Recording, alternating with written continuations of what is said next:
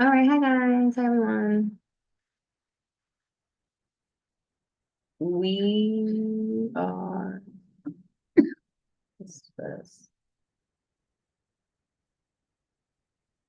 All right, we're gonna get started. Hi Marielle, hi Carmen, hi OC. Hi, everyone. Good evening. I'll turn it in the channel. Everyone else. Thank you. That's even better. Yeah. Oh, no.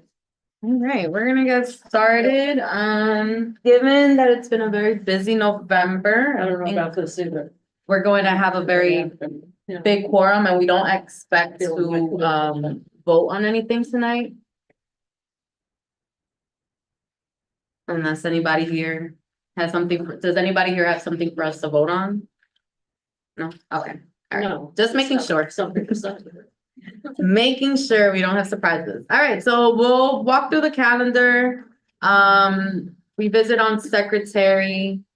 We don't have a treasurer at the moment and I don't have the crystal report, so next month we can cover that. Yeah.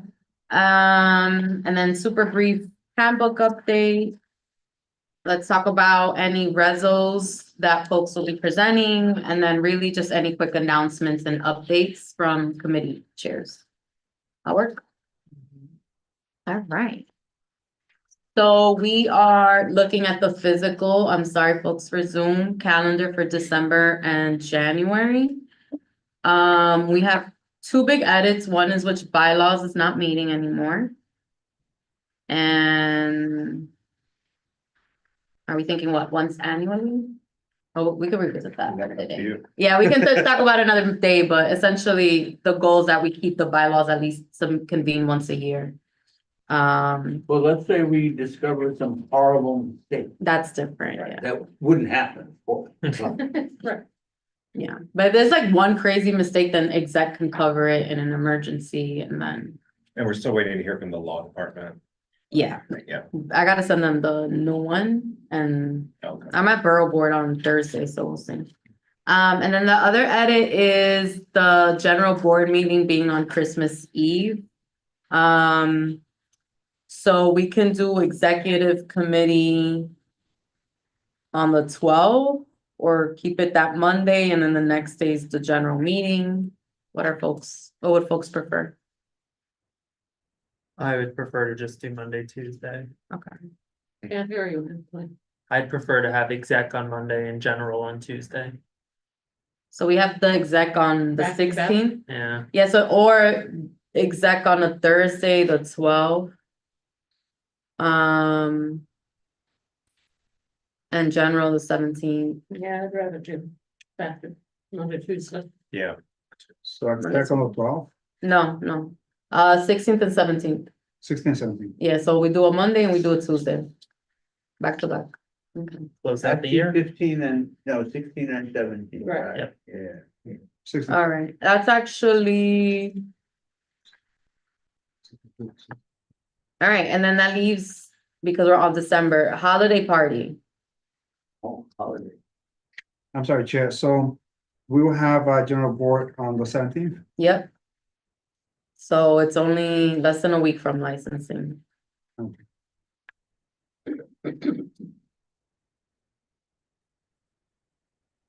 All right, holiday party options, Thursday, Friday, Saturdays. Cause we could do the 19th, Thursday. if it's a Thursday. For me. Not the 12th. Or the 12th. But that gives us only 2 weeks. I feel like it'd be better to have the party after the last meeting. So this way it's like something to celebrate, you know, like. we finished Oh, the like right year. after the meeting? No, I mean, like if you did it the 12th, then we still have, at least this group still has 2 meetings left Oh, for the yeah. year, and that doesn't feel like a nice close to things, you know. Well, why not right after the general board meeting? That way we'll do a quick board meeting and we'll go party. So you want to have the Yeah, party We on did the that one. 7th? We did, yeah. I mean, the temple will be there. You have the gathering of people showing up. Why not? Yeah. Like Yeah. two birds with one stone. I'm open to it. I'm just saying it'll be like a 9 PM thing. It's okay. And we could do, where's the meeting gonna be? The meetings here, I mean, I think we're kind of stuck here at, Hammer.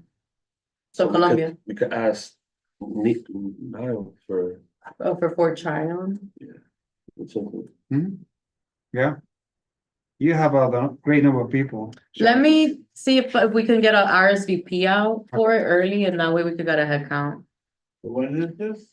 So thinking like post our general meeting, having, For the same night? yeah, Yeah. like right No after, way. no? No way. I was like, that's, I'm like, it's late though. No, It would be late. I need to be here. And then it'd be, ideally, there won't be much to do or it'll be really late. We have the Well, the election. We have the elections, so Yeah. there'll be a lot to do.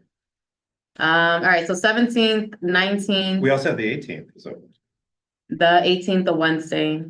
Right. I know I'm leaving on there. Okay, I wouldn't be able to do the 18th. This is Marielle. okay. 17, 18, 19, guys. I would prefer either the Thursday or Friday, Okay. end of the week. Should I send the poll out to the board? Yeah, do a poll. You think Yeah. they'll Yeah. respond with enough time? So you Yeah. need how long? We have general meeting next week, so we can confirm that next Okay. week. Yes. Alright. No, that we have the general meeting next week, so we can confirm dates, options of dates for the members. But- This is, I would rather get a better head count for the dinner. So we can price accordingly. But at this point, it's between the 19th or the 20th. No, I think 18, 19, 20 are on the table. Or we could do early January. Yeah, but then early January is always like, Yeah, well, it's also gonna be a weird time. Anticlimactic. Alright, so that's December. Because I can't hear anybody's. Okay, sorry. So we're gonna leave- Daryl's. Oh, go ahead. I said maybe January. But all of our meetings for December are back to usual business. Or what? The meetings, like, none of the meetings, like the last few months have been impacted with the exception of the general meeting. So we're good there Impacted by what? by the holidays. Oh. And Yeah. then, And that's something, like maybe for the December exec, we wanna change our meeting days, cause Mondays is pretty difficult. For instance, for us, we consistently had like 40, 50 people. But all these changes in the dates has been difficult. Know what I'm saying? you So- mean like the Mondays, For the our regular committee, Mondays are yes. difficult? Yeah, because in the last 3 months, we probably had one meeting on our scheduled time. Everything else has been holidays. So we're looking into changing our meeting days. I'm waiting for the committee to figure out what day works best. But Monday seems to be like the second Monday of each month seems to be a holiday every month. So it's our committee meetings have taken a hit. We went from 30, 40 people each meeting to now only 6, 7. So we're looking for some consistency when it comes to if we say we're meeting on these days. I feel like people, regardless of what's happening, should expect a meeting from us coming there. But our community members that engage it's been tough. Okay. And another recommendation that they gave as well was we should go back to sending individual not weekly meetings, but the day of, sending those meetings out of the committees, how it used to be. Cause sending out the weekly blast, I feel like doesn't really do justice when we're meeting, when there's meetings every day. I think that worked a little bit. We can try. Yeah. We need a combo, hey. Marielle? Thanks, Chair. Since we're talking about committee meetings, I know one of the things the staff has asked, housing is around the starting time for our meetings, and I know, the staff had suggested 6:30. I know maybe like 1 or 2 members can do that, but most of the members, either we work late or have, childcare responsibilities, and so it's really hard for us to make it by 6:30 kind of ready to start. We can try, but I honestly think it's quite hard. What I will say, and I know it's a little bit of a strain on the staff, and I appreciate everything that the team does to make sure that our meetings are up and ready. But what I will say, the positive of it is that we've been able to have joint meetings with health and environment, and we had a really good one this past month as well. So the opportunity for overlap is really helpful because obviously, we cover a lot of similar things. Yeah, I mean, if people can't make 6:30, they can't make 6:30, that's fine. Yeah. All right, so Ebenezer, just for your list and recap, general board meeting on the 17th for December, 6:30. There's no bylaws meeting anymore, so we can remove that from December and January. And then Wayne and Eliezer aren't here, so for January, if you can follow up with them separately about when they want to move their January 1st meeting to. Okay, Okay, and And- you're gonna keep December Executive Committee on the 16th. yeah, So we're gonna have two late meeting back to back, Monday yes, and Tuesday. Yep. Okay, very good. And then you're gonna find out the day of the holiday party. mm-hmm. So at the general, we'll have on the table, Noemi and Paola checking in with people to pick their preference. Okay, All I right. just want to January has remind everyone, I just want to remind everyone that next Tuesday is the general meeting. And we need all the materials for the committee no later than this Friday, the 22nd. That the meeting's next week, so they need all the materials by the 22nd, so Friday. So anybody who hasn't submitted, Friday. My agenda. All right, I'm gonna pass it to our secretary. Thank you, Chair. I don't have much to share. Other than last month, we did talk about a particular case with a board member who we had attendance issues with. The chair has met with them. We learned that there was some inconsistencies with sharing the link for Zoom to this individual, and this individual does have, or at least now has the waiver to attend meetings via Zoom.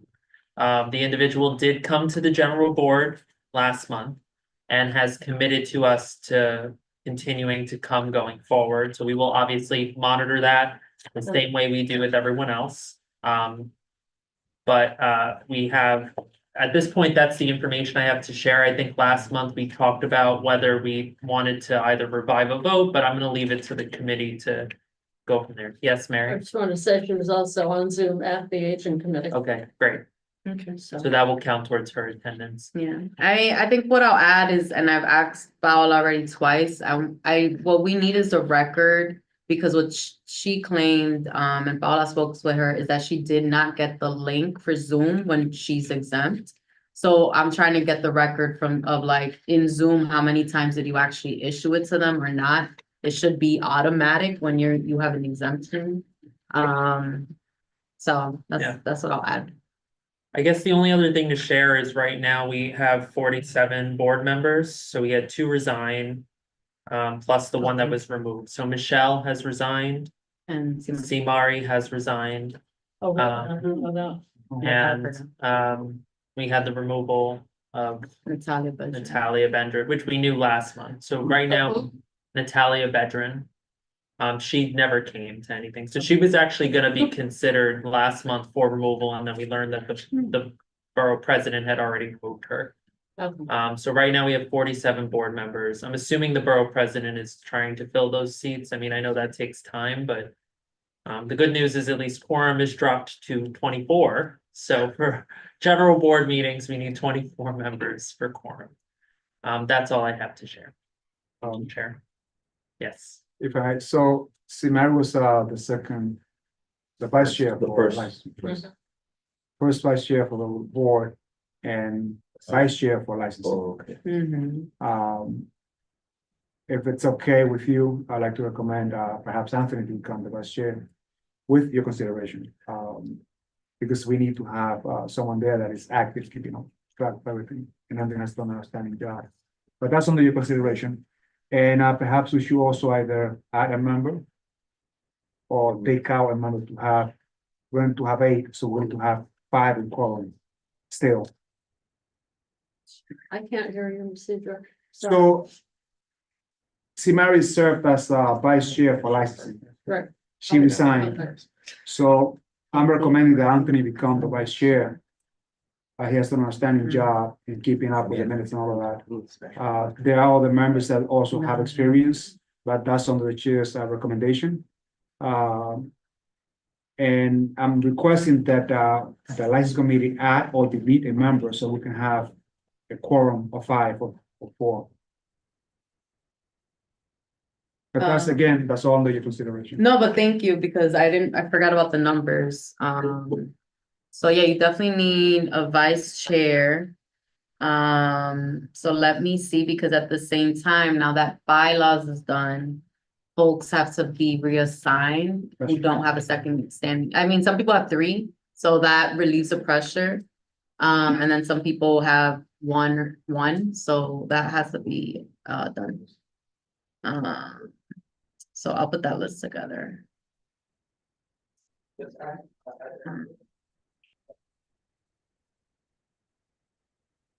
Did it work this month though? You had like, Yes, we have Okay. quorum. And now I was outside and we still have quorum. in person. okay, cause I'm like, if we can't do it for December, I don't know if we could do it for December. Vice chairship, sure, but numbers, maybe for January. Cool. Especially because now we cemented the 2 standing committees, so.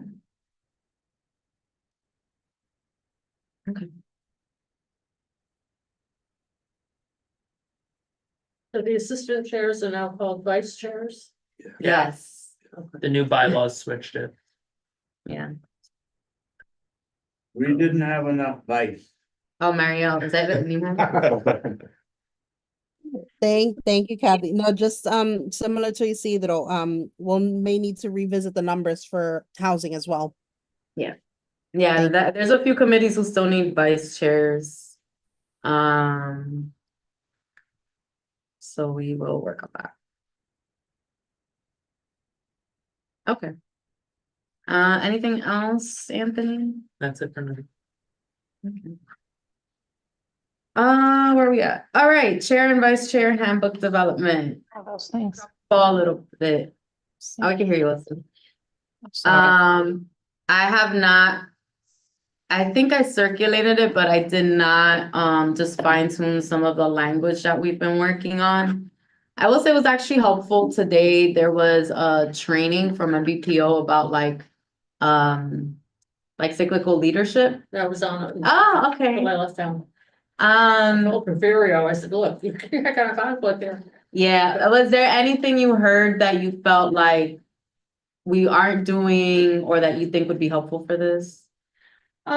It was, well, I mean, obviously I wasn't on it for a long time and, the first 15 minutes were, preliminary introductions of the speaker and all that, but for the like half hour I was on it, it was kind of a review of, like what you already know.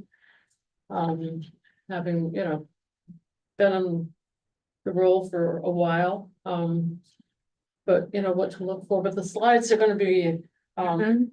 forthcoming, so they're gonna share the slides, so, we can circulate that maybe to everyone. Yeah, when I get it, and I think they're And gonna maybe put it on have, YouTube. a discussion about it. Yeah, I think that's a good idea. I could share it because in context of us developing this is perfect timing. Basically, they were saying develop something like what we're doing. But part of it too was, which I think is like a great goal, is thinking of it as cyclical. So kind of like when you come off the board, what's the engagement? So thinking about kind of like people graduating from step to step, and so like, how do you even engage alumni of the board, right? Is what he can calling them. So for example, with Paola, what I did was to make sure that like we have a list, a master list of everybody. So there's like physical files, but there isn't like a master directory of all our past board members. and digitally. So that way, like, we can, at some point, if we need to, if there's gonna be a big gathering about CBs or something, then we could reach out if we wanted to. And then I think, yeah, thinking about some of the categories we talked about, which is like expectations was a big one. Documenting process. And then like the reasons for decision making, which I think is helpful. A little harder for something like this, but like, trying to think of an example. But like in the committee, I think in the committee, sometimes you have like Domingo always talked about like the passing the rotating moderation and chairship of a meeting. And so thinking about like when we put this guide together, you can add that on there, right? And that way it's like, hey, this is the rationale, we want to foster this. So like in that best practices, just being able to add a little bit more history and context to how we landed there. So I think that's actually a good edit for this. And then what else was there? And then I think the two things is like, what we struggled with at the board and talked about, but I think we gotta solidify, is like, where does this all live? So right now, it's like, you gotta dig deep in your emails. So it's like, if I'm searching, for example, the biggest thing I have right now, the attendance, like the protocol for you to join on Zoom. I've only sent it during the newsletters and a one-off email. So that means you gotta dig through your emails, but we need things to be more accessible.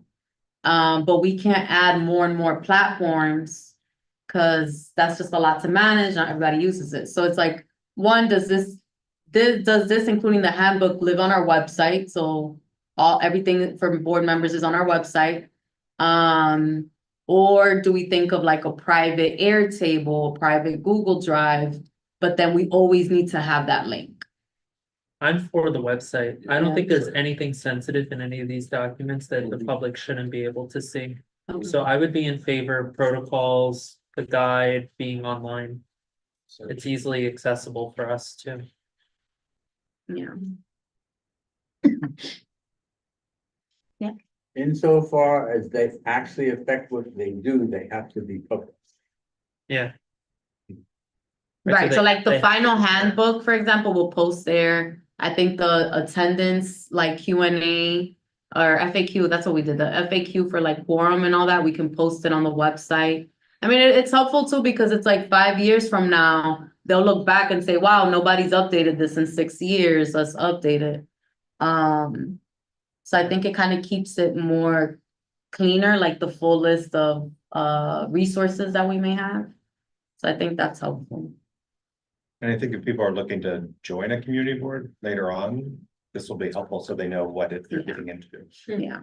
So Chair, if I may, this is in reference to a handbook that was produced by the board some time ago. No, this is what we've been talking about in like the last 2 months. Yeah, I'll send it to you, Carmen. It's not done yet. Right now, it's mainly an outline and sections, and then the office I have to ask them to start writing the sections about each committee. But then it'll be like best practices. So like rotate, rotate moderation, for licensing, like whatever tips you want to pass on to the next person, we can write that out. So there'll be a component that's written, and then naturally there might be a component that we have conversations with people about it. But right now, like one of the things that popped up in that training is like that, they didn't talk about it, but I'm like, that's cool, but where does this all live? We don't have like one specific place where we get everything because we operate over email mainly. But, okay. But cool, but that's basically it. I gotta keep working on this. December, I think we'll be in a better place for it. All right. I just sent it to you, Carmen. Does anybody have resos for this month? Licensing has. And traffic. All right, let's start with licensing. Oh, Fast. fast. So we had 31 applicants, but we are only going to write resolutions for 15, actually 16. Because we had 15 that withdrew prior to or during the meeting. There was one that we rejected because the representative and or the owner did not show up. And the rest will be up to the board to go on as they wish at the board meeting. Yo sé que, they just started how does the extending your hours for New Year's work? Do they come Oh, to the board? Cause I just saw the application one. Yeah, thank you for bringing that up. I completely forgot. That's part of our voting. So there were some applicants that requested extension for New Year's. We, as a committee, decided to vote on those applicants that had good review with PB and the residents, and we approved them only for those hours. If they were in good terms, we approved them with no basic questions. Anthony, Can I just flag that the 33rd still has not attended? another little point. What happened? The 33rd precinct didn't attend the licensing. Again? Again, How many? How many I'll now? be there on Thursday, so I'll remind them again. yeah, So it's please quite a remind- number. It's been a few years, at least 3 or 4 consecutive months. They- Really? Well, they May, came April. last month. They came in October, but before then, it was a long time before they showed up. So they came October, didn't come November. Did they come September? I don't think so.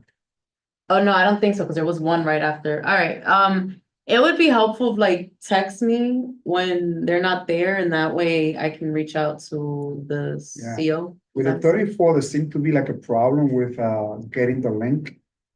Because I have them like call me like individually, like, send me the link, we have not received it. So that should be addressed with That's staff. weird. Cause no, I've seen the emails she sends them and they're very strong worded emails. Good. So If- I would say like, I think if it's, can you float the name? Do you know the name Of of the person who officers? called you? Yes, Navarrete, Officer Navarrete from 34 percent. He's the new NCO. Yeah, Oh, maybe that's why. Cause I'm like, I don't know who's the list that she has and she's asked for the list okay, multiple yeah, times. it's Officer Navarrete. I think he took over like Pave. Pavés, yeah. Well, It used to be Rodriguez at the 33rd, right? Who would come to our meeting? Yeah. But he hasn't been there in a while. I don't know if he's not there anymore, but we just have not had any representation. Okay. Yeah, but the commander told me that he would make sure that somebody's there every month, Oh, Yeah. yeah. No, I'll text him directly Let him when know. that happens. you know, so I will speak on it again on Yeah. Thursday. And I mean, Noemi was in the office at the beginning of the meeting, so if they would have called the office, she would have been there to answer the phone. They didn't even call, so. Yeah. Thank you. Okay, over to Leo. So yes, we had Academy Charter Bus come to our meeting. They sent email, well, the OT sent a letter to the board requesting us to either support or not Academy Charter Buses partnership with Columbia University. They have an intercampus shuttle system, and they're asking for us to, well, for DOT, for us to support enhanced signage at MTA bus stops. So they have 6 stops, and what they want to do is simple, is just put Academy Charter picks up here. Okay. They came to the board, they introduced themselves, but they've been in business for over 25 years. They've been in our community for over 11 years with Columbia. They offer services to their students, staff, hospital personnel, and we learned, I don't think any of us knew, they also offer free services to the disabled and our elderly community. Really? Yes. So they say, we're gonna have them come to our agent committee too. We're planning to. I gotta find Well, this out, then. and also, you know, to get more details, Yeah, because yeah. for instance, if I have an appointment at the office on 51st Street, do they go there too? So my I don't understanding, know. yeah, my understanding If from that's what I it, spoke I'm to not is sure. they stick to those stops and they go further north is like 125th and then to 215th. But again, I sent them an email asking for you to Right. attend the meeting. Hold on, so Isidro, Joel has his hand for a while, Isidro. I just want, I'm sorry, one last Jim. question. So their buses are ADA compliant and So they're they say, electric I'm gonna buses. check that out. They have an electric bus fleet. Yeah. Oh, no, Joel, sorry. Oh, I have Rezos. Hi, Kathy. Okay, well, I'll wait for Thank you. you. Yeah. So I think it's a great opportunity for the community to have this, but would it make sense to have a general sign where all the charter schools can have access to this? Because it seems like we give them like a special privilege to It's have the charter name. No, it says charter bus. There's a charter. bus. Yeah, so they Just serve, charter bus in general, not. yeah, we just say Oh. Academy Charter Bus. Let me. It's a Cornell. It's actually, if you look at the bus, it says Columbia Columbia University. University. Academy runs it for them. Oh. But it's a program, basically, it's run by Academy. It's the Columbia University shuttle buses that go, there are specific bus stops and they only stop at those bus stops. And normally to get on these buses, you have to have a Columbia card or something. But they have a program which I never heard about before, but it's wonderful, that senior citizens, presumably with some appropriate documentation, maybe if you look old enough, that's good, I know, they're entitled to ride these buses as well. And I think there are like 5 or 6 stops. 6 that- stops in this. Oh, Yeah. that's great. That, and again, and it's actually, especially now that we know about it, when we know about it better or whatever, this is a wonderful service they're providing, and they're actually being, good members of the community, so. And there'll be a special sign, basically on the bus stop, sign something like Columbia University Bus Stop or something. And these are already authorized, but by putting the sign there, it will, among other things, signal everybody, including the senior citizens and disabled, that this is where the bus stops. That's great. Darrell, me and then. I was just wondering where the stops were. So it's 6 total, but there's one on 166. It goes all the way down to 178 by the Georgetown Washington Bridge. Oh. But it's six stops. And I'll send it in the meeting minutes. 474. Oh, so I thought it was the one that goes all the way down to Cornell, not that one. No, not that one. Okay. And when, sorry, I guess this question's more for you. When is it that you're gonna have them at aging? I don't know. They were, they were supposed to go last meeting, but it was too short notice. It was, No, the committee was like I've 2-3 got days. speakers lined up. Yeah, so, yeah. you know, Okay, okay. Maybe January.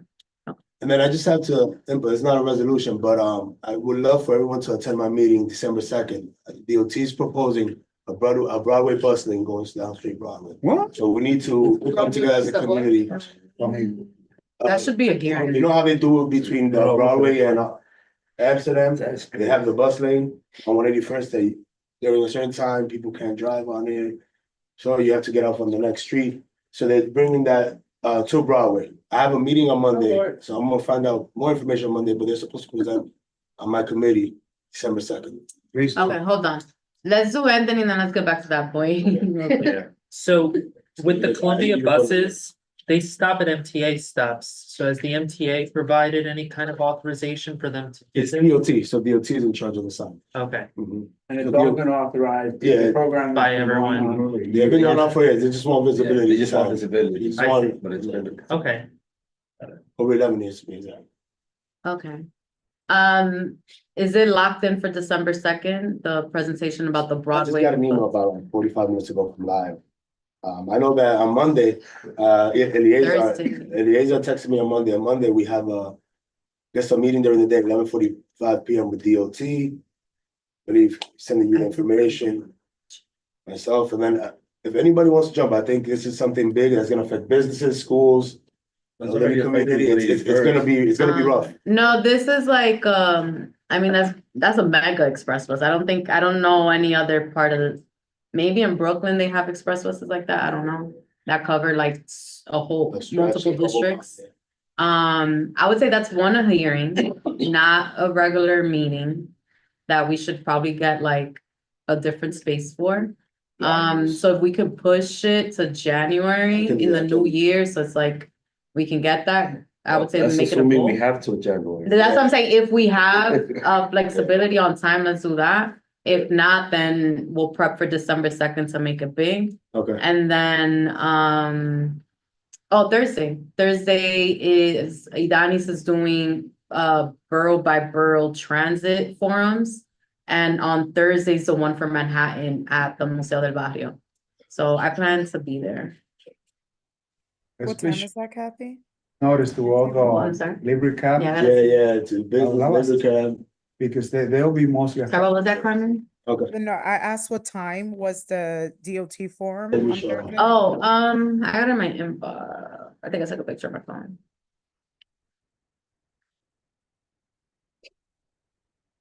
I wanna say it's a 6. Oh, I got it here. 6:30 to 7:30. Oh, I lied now. Monday, November 25th. I don't know why I thought it was Thursday. Thank you.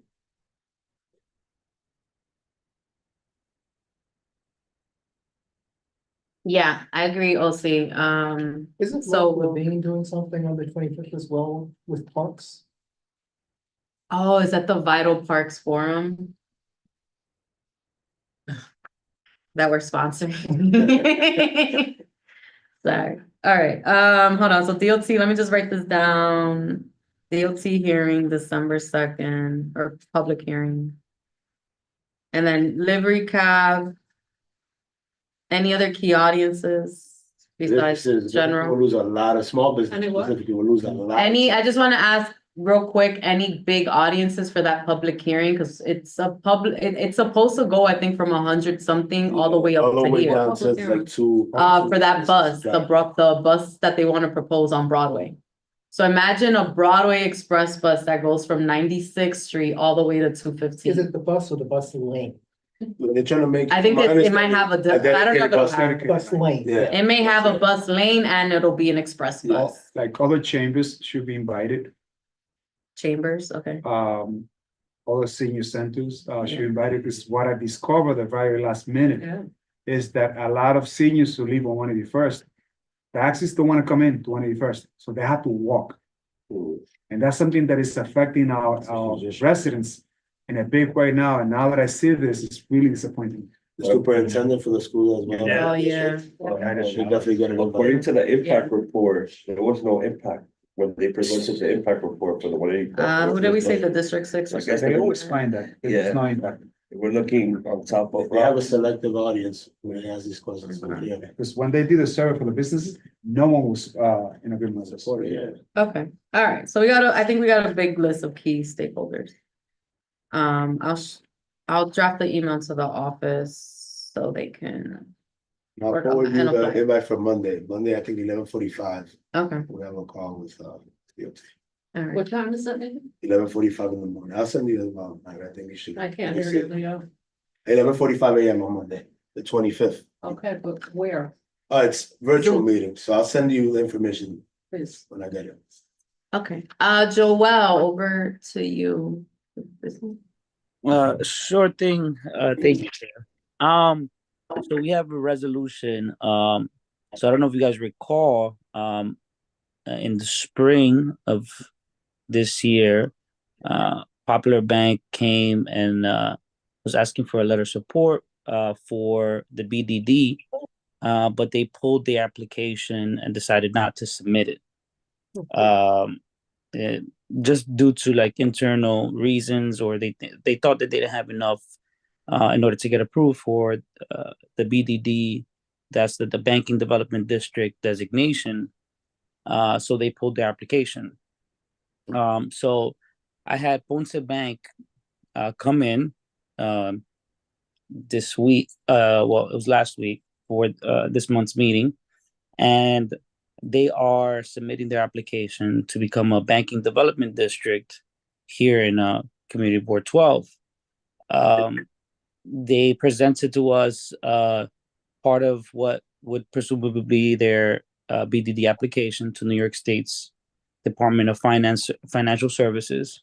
And I don't know if you guys recall, but the BDD is basically that the state gives them a deposit for underbanked areas, and you have to have a actual branch in that district. So they're proposing that because they're coming to Washington Heights. So one of those buildings in 207, they have commercial units in the first floor. One of those buildings, they will be attempting to lease one of those buildings and actually bring a branch here to Washington Heights, or well, to Inwood. So part of the application was to get a letter of support from the board, and they came to us, and our committee voted, and we decided to support it. But this is great because they only have I think it's 16 branches all throughout New York City, and they have a huge focus on Washington Heights. And I think this is a real opportunity to get another bank a physical branch here, to CB12. So, and they're gonna bring more applications, more capital into CB12. So, look out for the resolution. I haven't drafted it yet, but this is great because Ponce Bank is CDFI. It's not like a multi-state bank. It's very local, and they're extremely focused on the community. I participate in their boot camp, which is like a series of multiple kind of like lessons or seminars for small businesses, and it's great. So, but I'll write the resolution, and our committee voted for it. So, Wayne and then Anthony. Yeah, I didn't hear the reason why Popular Bank drew their application. They thought they didn't have enough what? And what's the name of the bank that's now submitting an application? Ponce Bank. Ponce Bank is the name of the bank that's submitted their app now, and Popular Bank withdrew their application because of internal reasons. Yeah, they didn't believe that they had enough to get an application through. Enough what? Yeah. I guess, I mean, Enough I guess enough things on their application. And this is the reason they gave me. And ultimately, right, even if they did submit the application, we would still support Ponce Bank because ultimately, we want either or of the banks to get submitted because we're not going to make the decision. Ultimately, New York State is. So even though they withdrew the application, we would support Ponce Bank's decision to apply for it anyway. So what will they do? I wanted to comment on this. So I don't work in the banking division at DFS. I work in a different division, but we often coordinate with the banking division on applications. And what concerns me is that us providing a letter of support may be a little premature if they don't have a branch yet. I say that because any bank that seeks a new branch has to submit a separate, very long, thorough application to open that branch. And if the DFS hasn't yet actually reviewed that application, they're not going to begin an application for them receiving this special deposit from the state. So I worry that us providing that letter of support just may be premature because DFS can still reject the application for a new branch office. So this came up during our meeting, and I asked, hey, you don't, because I read about it last time they came, when Popular Bank came, and I read about it, and I know that you need to have an actual branch in order to apply for this. So they told me that part of the reason that they're applying is that they need funds in order to start that branch there. So I mean, I don't know what the process is like in BDD. DFS won't approve if the application for the banking district requires a branch. They're not going to approve it if the branch doesn't exist yet. If it's still a pending application with DFS to even open the branch, then that has to be completed first before they can conduct the review for the BDD application. So a follow-up question is, so the owner of the one of the partners, I guess one of the owners of that building was there, and they do have a temporary lease for that spot. So would that count, or do you think that they have to have a signed lease and an operational branch? Know that though. Yeah, if they interface customers, they need a signed lease. Like with the organizations I oversee, most of them are digital, so we don't require a lease for those types of applications, but branch offices have to see customers.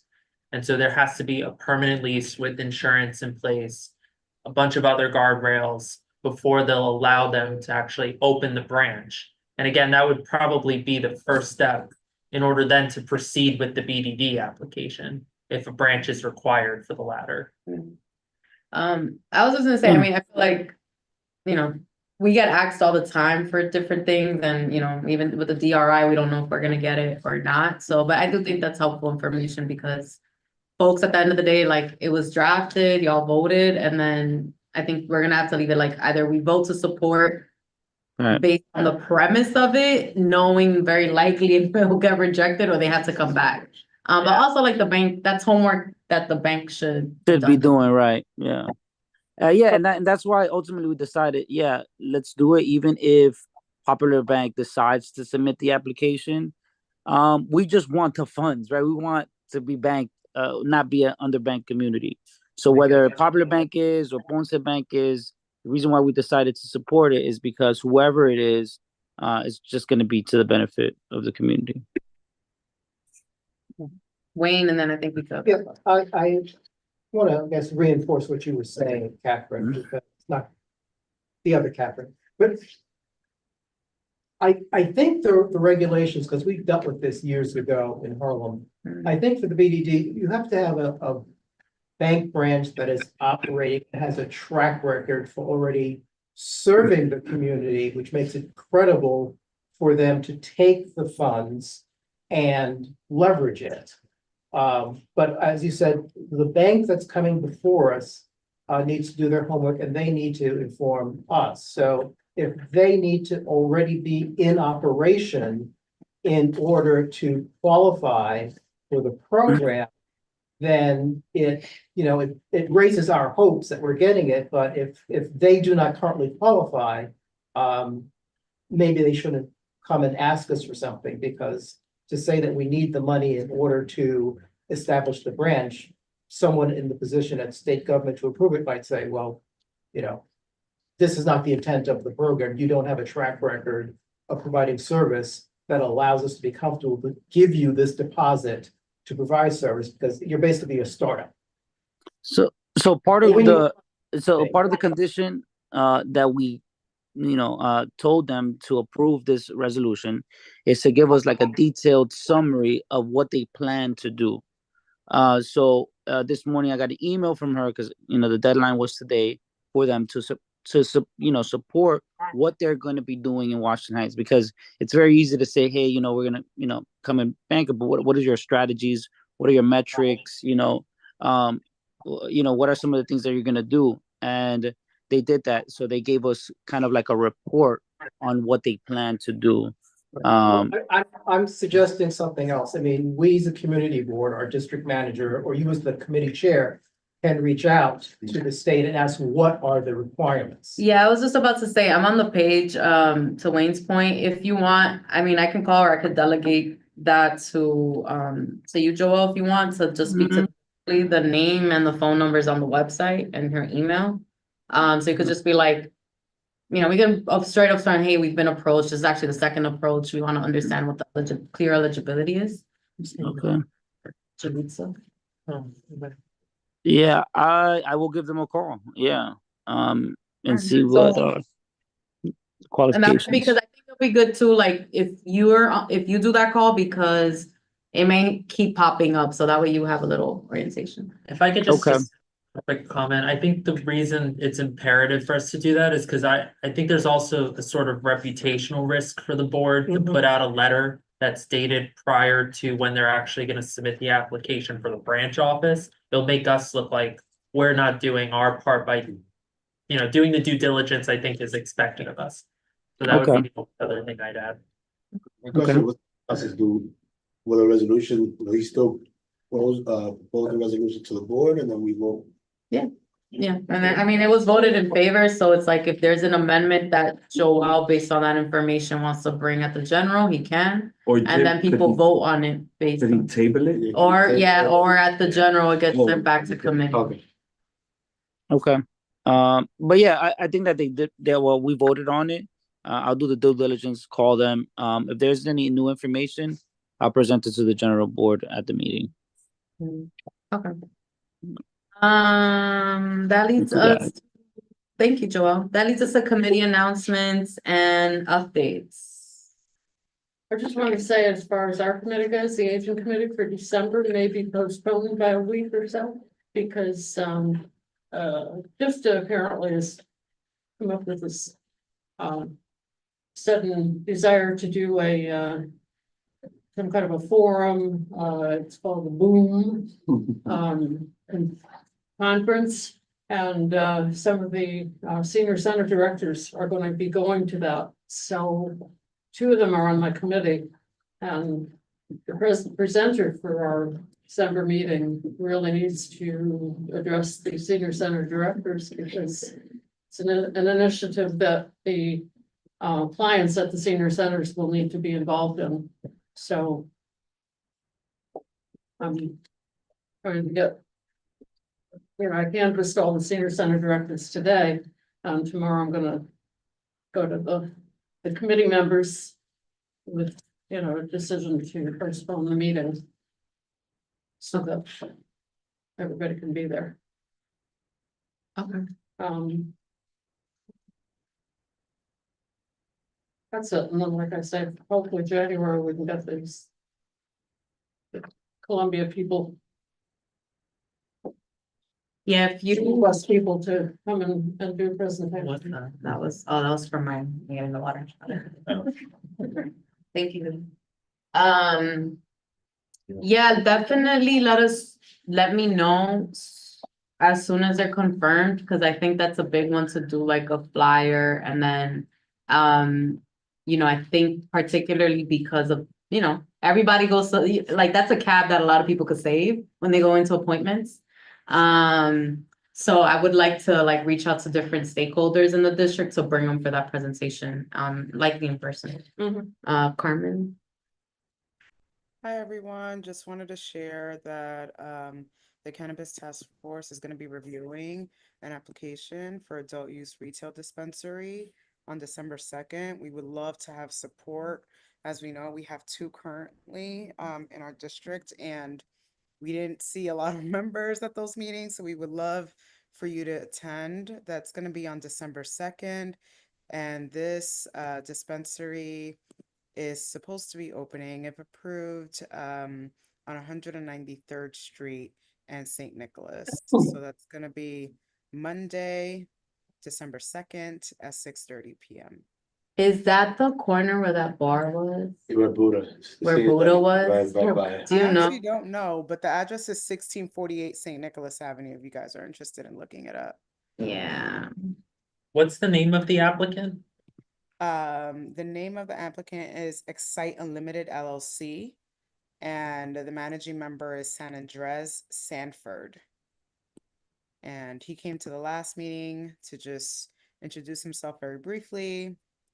We didn't go through his application. We didn't have quorum, but he will be coming on December 2nd. But it's Excite Unlimited LLC, and the managing member is San Andres Sanford. San Andres Sanford? Correct. Right next to Buddha. Where the pharmacy was? Yeah. Somebody So it's a repeat that different for me, pharmacy. because I didn't hear a word. She said that so the location's right next to Buddha, the old Buddha, right, the bar What? on What 193rd. is? It's a, Oh, for a dispensary application. Oh. Yeah. Okay. So she's giving us the information. That's one applicant, December 2nd. Would love some board presence, or member presence, for that. Okay, so we'll be sure the notice goes out on time for that one. Yeah, please, even if you can attend on Zoom, that'd be really great. Interesting, okay. All right. Sorry, anybody else announcements and updates?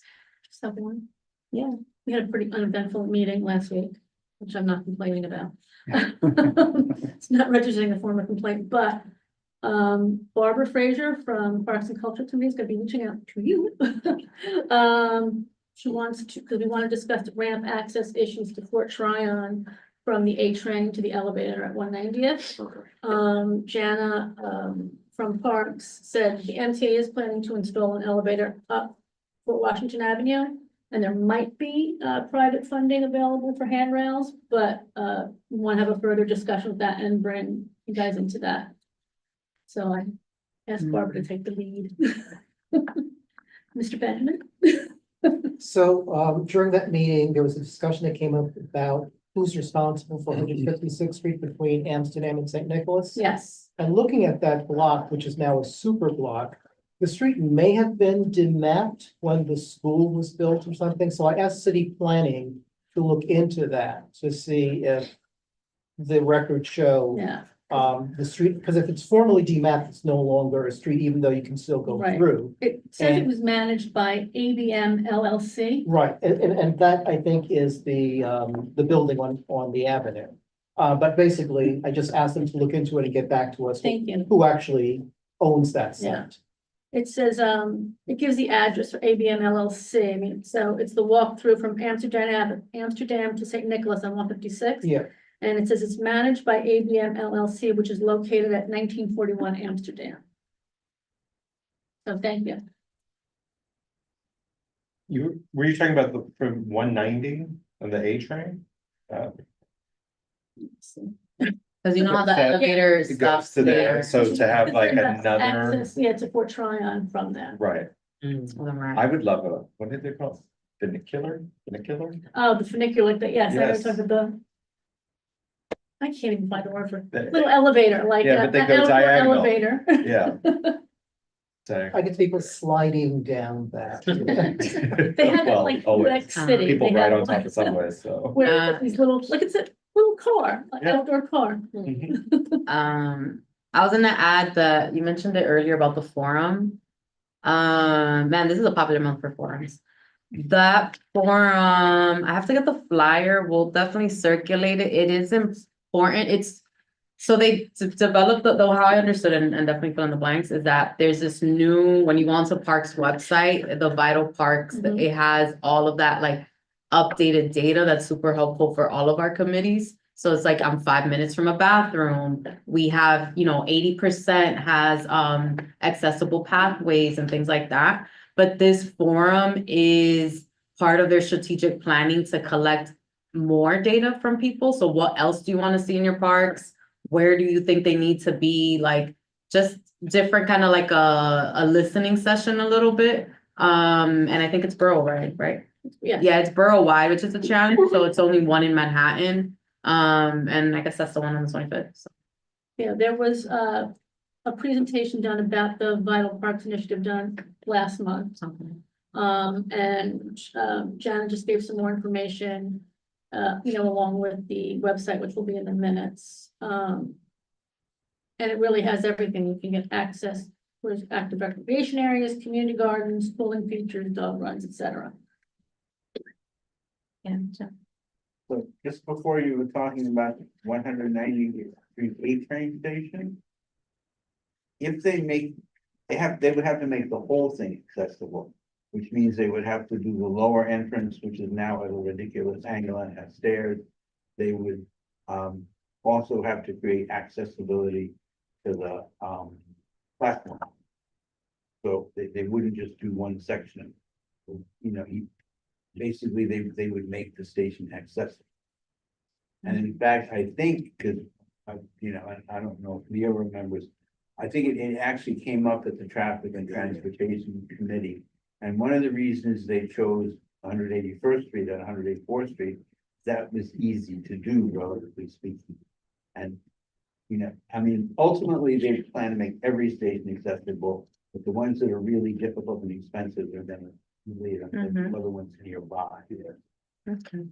So, Well, Janet did say that, MTA is planning to install an elevator and there might be private funding available for some handrails, but if we We'll work together. I'll reach out work to, together, we can all to get the more Chelsea Rec information. Center. I'll reach out to Alberto Rodon, which is our representative from MT. He hasn't raised anything, but we'll ask to see what's going on with that. Thank you. Yeah, I just figured it was much better to bring in the Oh, chair that would be committees wonderful.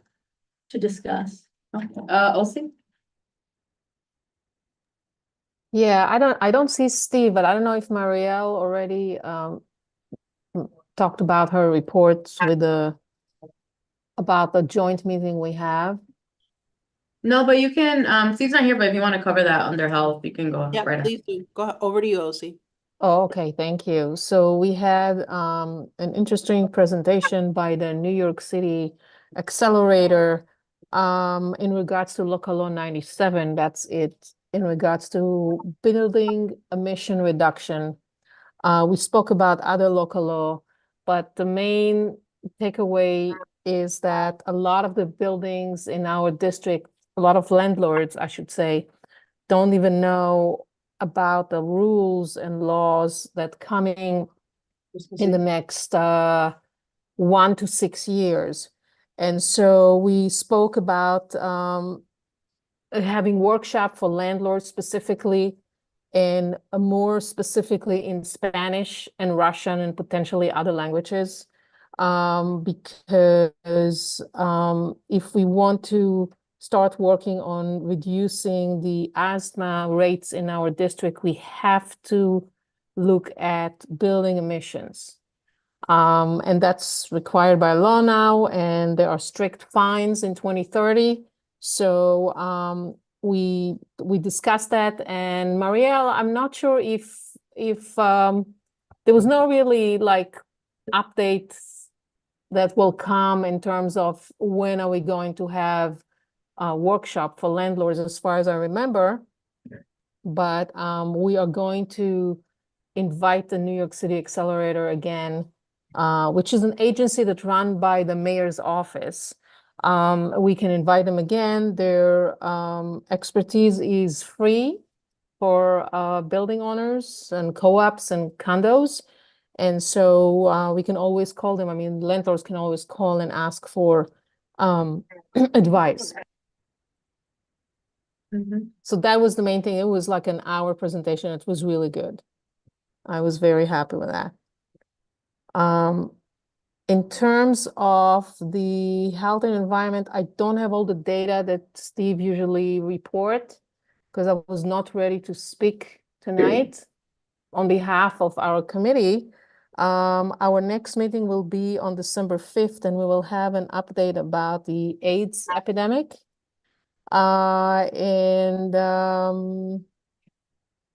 We had a conversation about composting, the new rules that now every building needs to compost. And we spoke about potentially asking the sanitation department to come and give us a presentation. We have some issues with containers, maybe again, going back to landlords that don't know that that's even happening and so forth. But I raised my hand for something else. Well, we were talking about parks, so. Okay. I was gonna say something, but I forgot. But yeah, I mean, I would say like if they share with you too the flyer about, I mean, we actually, Noemi left it as a like standing item because it is a standing thing right now, all the workshops that HPD specifically doing. So if you have the links to that, we can always embed them there. They don't have any existing workshop. We'll have to ask them to come to our district and have workshops in Spanish and Russian, in whichever other language we think is necessary. Okay. All right. Yeah. That's a good for next year. All right. Anything else? Anybody? Yeah. So in the interim, I think it was last December, the HDFC Coalition had a forum at Columbia. And one of the guests was in fact the New York City Accelerator, and they had a PowerPoint presentation on local law 97, I believe 87 and 97 compliance. Perhaps we can get a copy of that and, add it to our website, but also e-blast it out as a resource. Yeah. We are going to get copy of the presentation. Definitely, yeah. Good. So that we can embed in the Airtable for sure. So I would say like, and that's not just for them, but any presentations that you all receive in your committee that you want to post online, Noemi puts it on the Airtable. So just send it to her and she'll add it where next to the meeting link. So we should do that with the social security presentation we had last month. Yeah, we could do that. Okay. And who am I missing? Anybody else got announcements, any updates? Something they want to share? Youth and education, we were following up on child privacy. We had an organization. I can't recall the name at this moment. They came presented. There was a data leak where approximately the information of 33,000 students were leaked via third parties. Meaning, well, in total, since 2019, there has been over 300,000 student information leaked by third-party corporations, which basically sell the information of the kids, whether that's name, addresses, what they identify as, their gender, etc. So she explained to us on State Senator Cordell Clear is introducing a law which doesn't allow any information to be sold. And Ms. Cordell, Senator Cordell Clear also invited me to one of her education conversations where I expressed that also within the law, we expressed to her what our 4 priorities are for the Youth and Education Committee, which is foundation aid, the updated formula, which was done by the Rockefeller Foundation, will be provided tomorrow, the 19th. So meaning how every child is funded, how every child's education is funded per child, the new equation is going to be put for discussion tomorrow. So that was one of our priorities, making sure that every child, their education is well funded as they engage through the public education system. Number 2 is making sure that there are no loopholes and every child's privacy is protected. We don't know in what hands these might fall, right? You might have a pedophile who has the address and information of all the kids within the Department of Education, or 33,000 of them, and could purchase this information, putting this child's life in jeopardy. So we expressed that to her, making sure that not even the College Board is allowed to sell their information. Nobody should sell these kids information. Number 3 is, where are we in the small classroom? There was a law passed several years ago which gave the DOE 5 years to basically for where are we with the compliance of small classrooms. This was shifted. We understand how the DOE functions. We're in year 3. We don't want year 4 and 5 to be abrupt changes of youth because they're not compliant to the law, being sent from school to school, so that the schools meet the law, right, are compliant with the law. So we asked for what's the DOE's plan? How are they?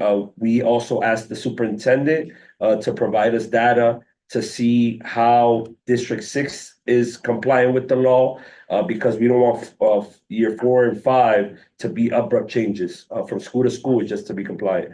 And number 5, that was the 4 requests we had for Senator Clear. And on top of that, we had a great presentation on the current data, which we'll share of our district. So it seems like our district now is actually, we were 50% compliant, but over the years, we've been becoming less and less compliant, which raises some question marks. So now what we've engaged in is reaching out to the superintendent to make sure that we got updated data on where District 6 stands with the compliance of the small classroom law. And that's basically what we did. All right, I'll do Tanisha Oh, and yeah, then and Madam Marielle. Vice Chair, you should take it from here. And then Marielle can, you can jump into your report. Step away for a second. Thank you so much. Yeah, I just want to reiterate what the chair said.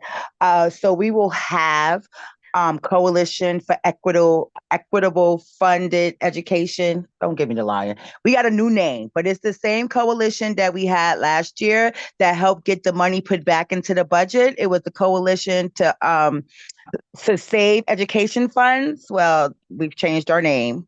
And we're something else, but that's in my capacity as, executive director. But we will have them come next month I believe in December, once we figure out what date we're gonna have our meeting, to give us an update on how we looking for foundation aid formula. Chair, the report for the small class sizes was supposed to come out today.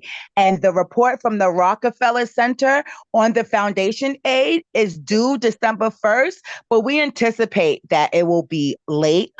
There is also great concern there because the governor, we wanted the state education commission to do it.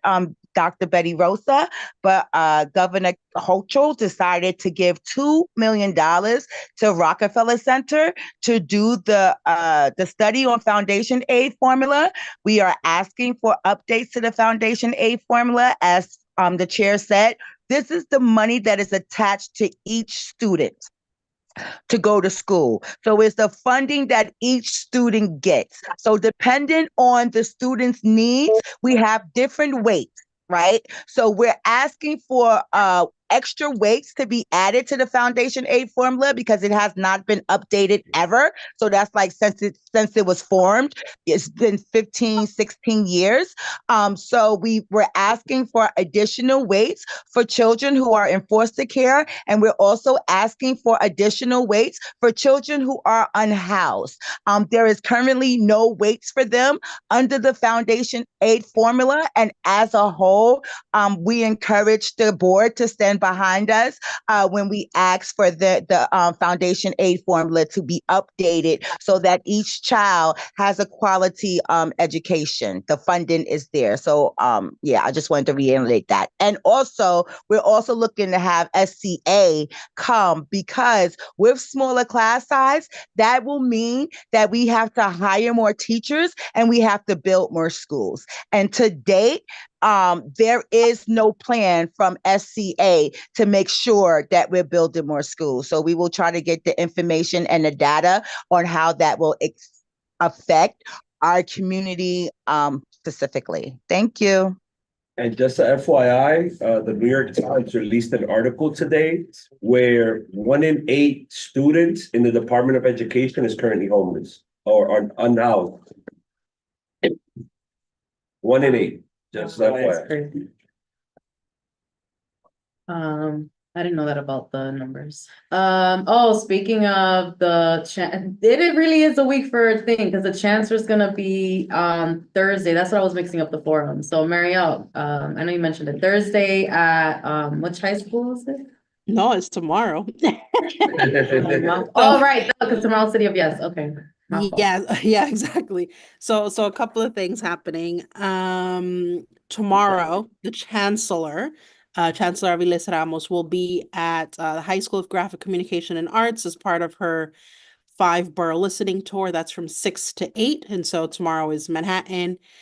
Yes, it is the meeting of forums. And then at the same time, kind of slightly shifting into the housing stuff. Tomorrow,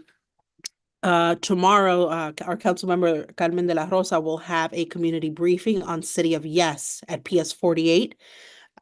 Just kind of updating the community about that.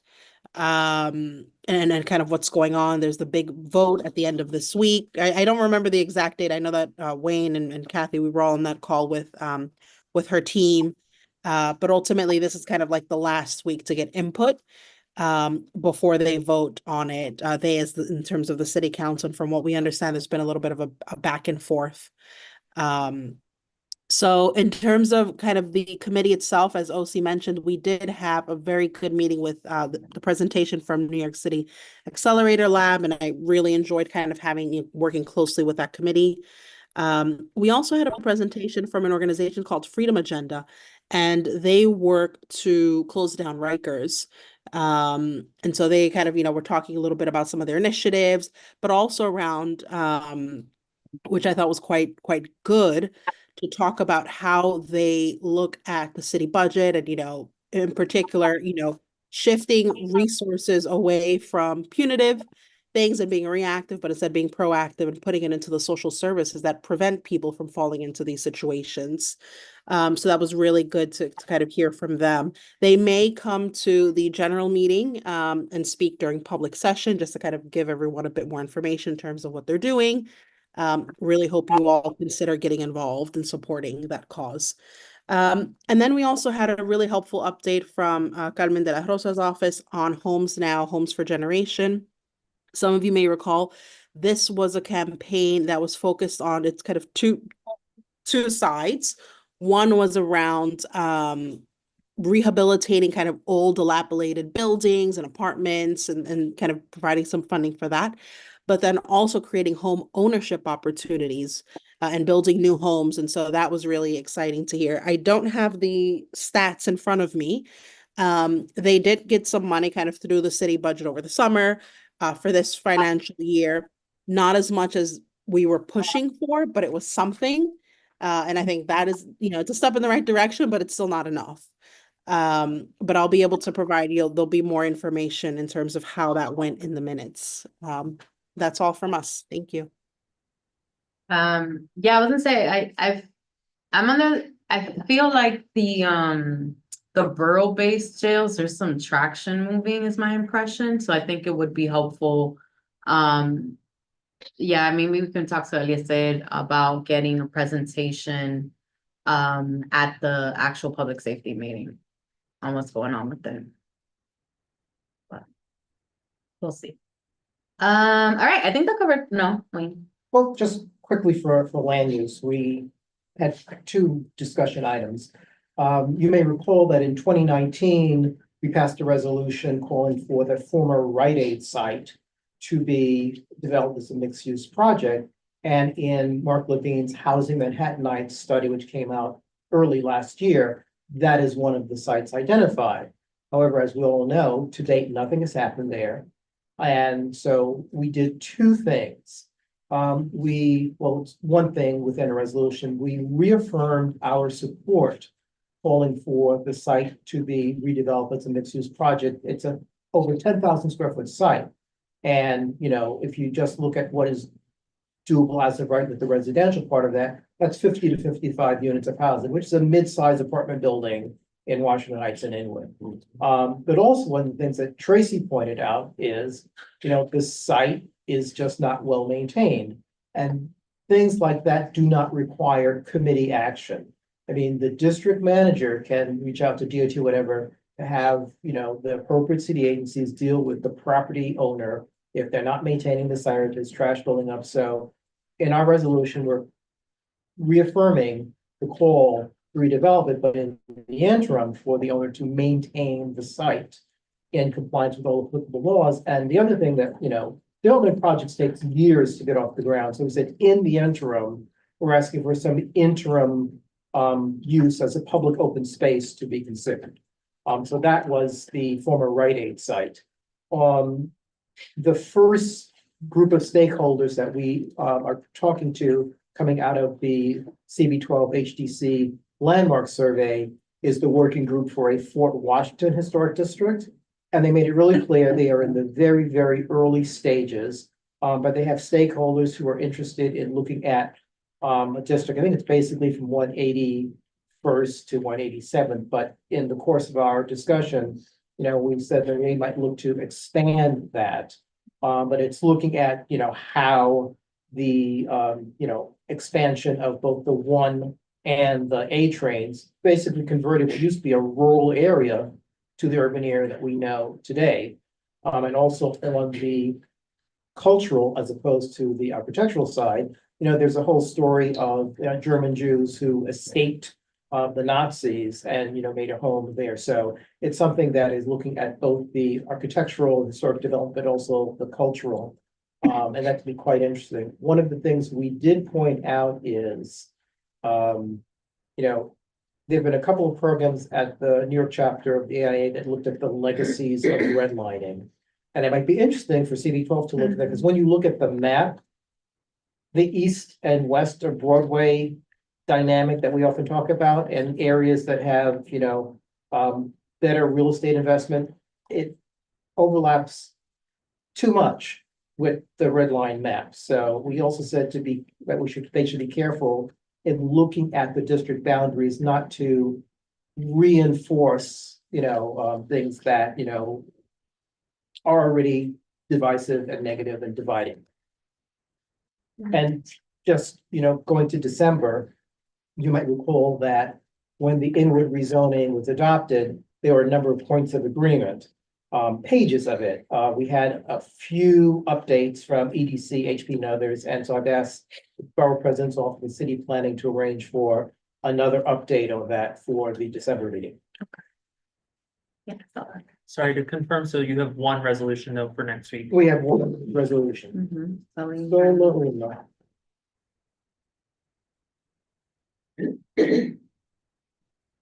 19. We have 3 plus licensing, right? Okay.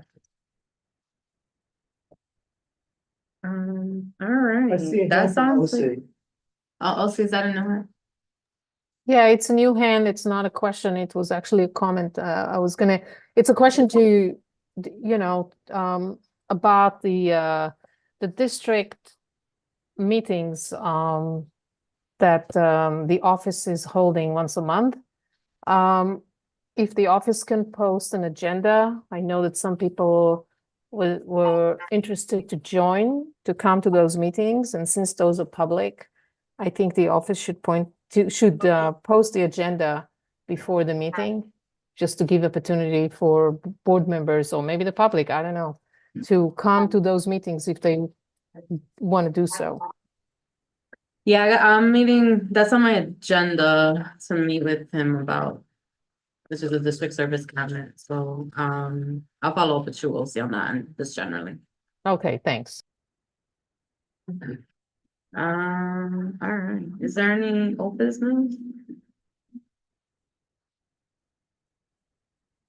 No old business, I don't have any old business. Any new business? Motion? Second, thank you guys. Thank you, folks. Thank you, folks, for joining on Zoom. We will see you next week. Night.